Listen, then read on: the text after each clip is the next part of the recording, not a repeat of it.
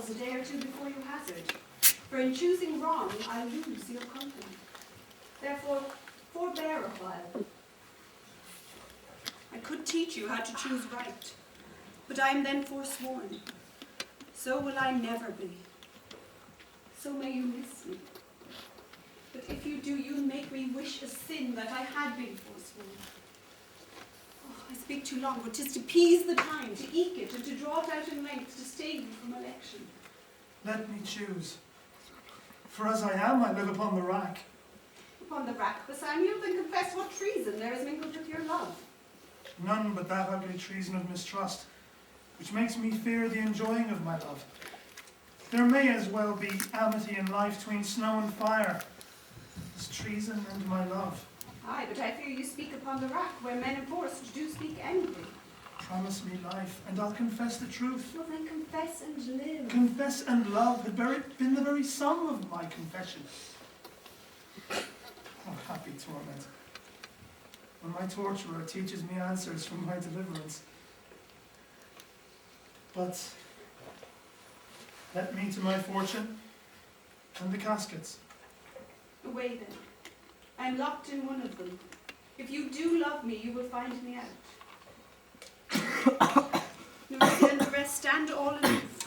Let music sound while he doth make his choice. And if he fail, he makes a swan-like end, fading in music. Tell me, where is fancy bred, or in the heart, or in the head? How be God, how nourished, reply. It is engendered in the eyes, with gazing fed, and fancy dies in the cradle where it lies. Let us soaring fancies now, I'll begin it. Ding dong bell, ding dong bell. So may the outward shows release themselves. The world is still deceived with ornament. In law, what plea so tainted and corrupt, but being seasoned with a gracious voice obscures the shows of evil? In religion, what damned error, but with a sober brow, will bless it and approve it with a text, hiding the grossness with very ornament? There is no vice so simple that assumes some show of virtue in its outward parts. Therefore thou gaudy gold, hard food for Midas, I'll none of thee, thou common drudge between man and man.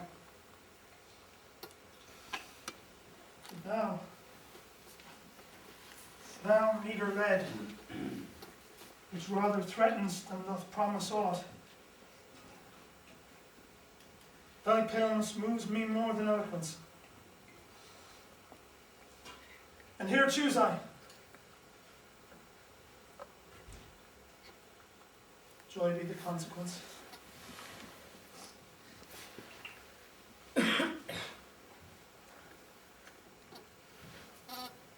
What find I here?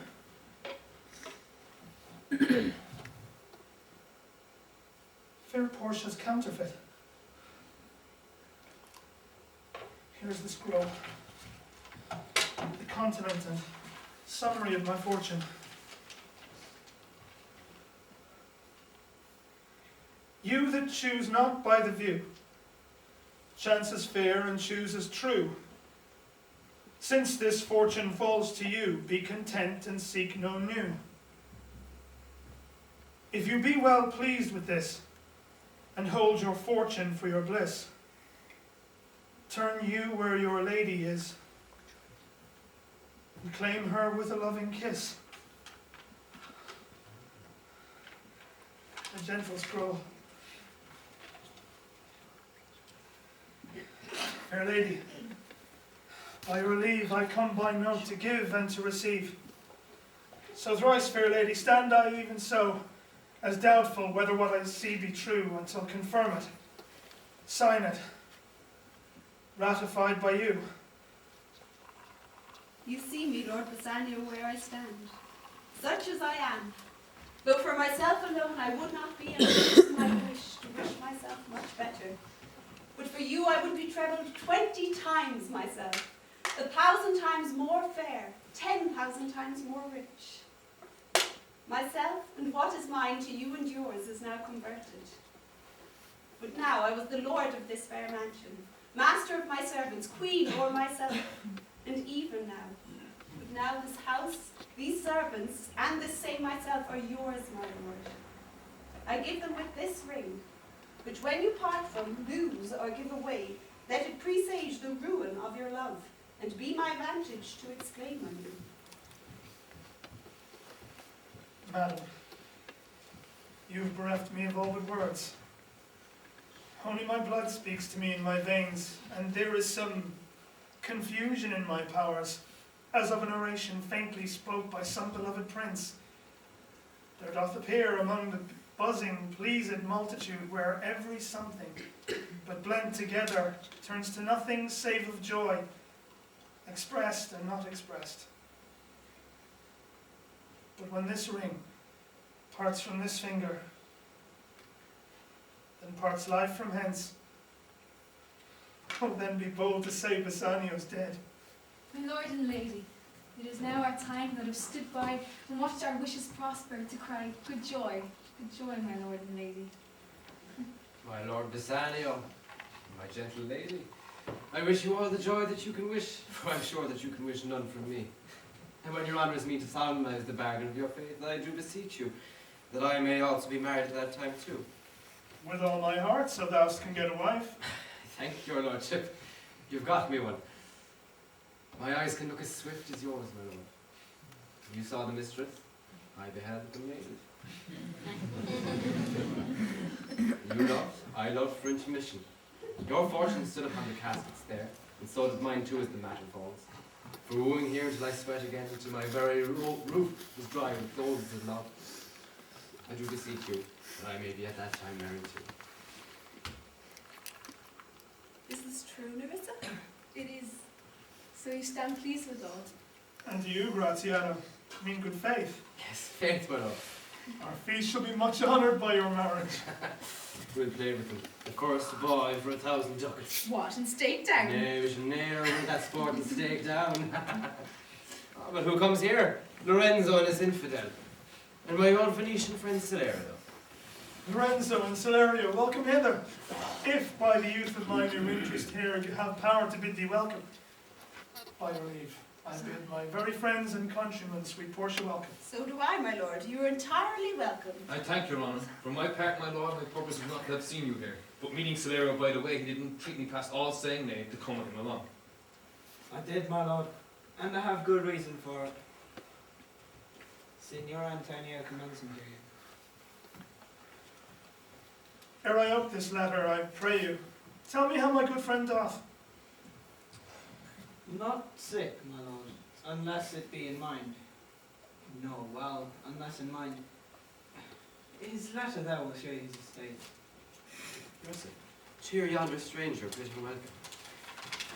Your hand, Celerio. How doth the royal merchant Antonio? I know he'll be glad of our success. We are the Jasons, we have won the fleece. And would you had won the fleece that he hath lost. There's some shrewd contents in yon same paper that steals the colour from Bassanio's cheek. Some dear friend dead. Else nothing in the world could turn so much the constitution of any constant man. What? Worse and worse? But leave, Bassanio, I am half yourself, and I must therefore have the half of anything that this same paper brings you. Sweet Portia, here are some of the unkindest words that ever blotted paper. As a lady, when I first did impart my love to you, I freely told you all the riches I had ran in my veins. I was a gentleman. And then I told you true, For yet, rating myself at nothing, you shall see how much I was a braggart. When I told you my state was nothing, I should then have told you I was worse than nothing, for indeed, I have engaged myself to my dear friend, engaged my friend to his mere enemy, to feed my means. Here is a letter, dear lady. The paper is as the body of my friend, and every word on it a gaping wound issuing lifeblood. But is it true, Salerio? Have all his ventures failed? What? Not one hit. From Tripolis, from Mexico and England, from Lisbon, from Barbary and India. And not one vessel escaped the vengeful touch of merchant-marring rocks. Not one, my lord. Besides, it should appear that if he had the present money to discharge the Jew, he would not take it.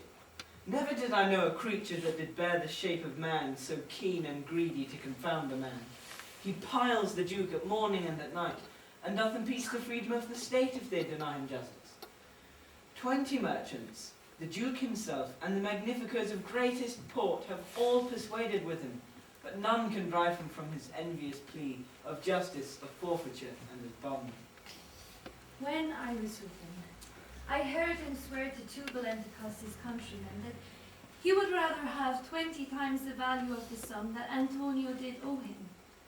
And I know, my lord, if law, authority, and power deny not, it will go hard with poor Antonio. Is it your dear friend that is thus in trouble? The dearest friend to me, the kindest man, best conditioned and unweariest spirit in doing courtesies, and one in whom the ancient Roman honour doth appear more than any draws breath in Italy. What sum owes he the Jew? Me, 3,000 ducats. What? No more? Pay him 6,000 and deface the bond. Double 6,000 and then treble that, before a friend of this description will lose a hair through Bassanio's fault. First, go with me to church and call me wife, and then away to Venice to your friend. For never shall you lie by Portia's side with an unquiet soul. You shall have gold to pay the petty debt 20 times over. When it is paid, bring your true friend along. My maid Nerissa and myself, meantime, will live as maids and widows. Come, away, for you shall hence upon your wedding day. Bid your friends welcome, show a merry cheer. Since you were dear bought, I will love you dear. Let me hear the letter of your friend.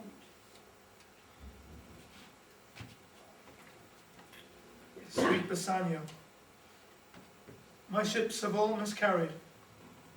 My creditors grow cruel. My estate is very low. My bond to the Jew is forfeit, and since in paying it, it is impossible I should live. All debts are cleared between you and I, if I might but see you at my death. Notwithstanding, use your pleasure. If your love do not persuade you to come, let not by letter. Oh, love, dispatch all business and be gone.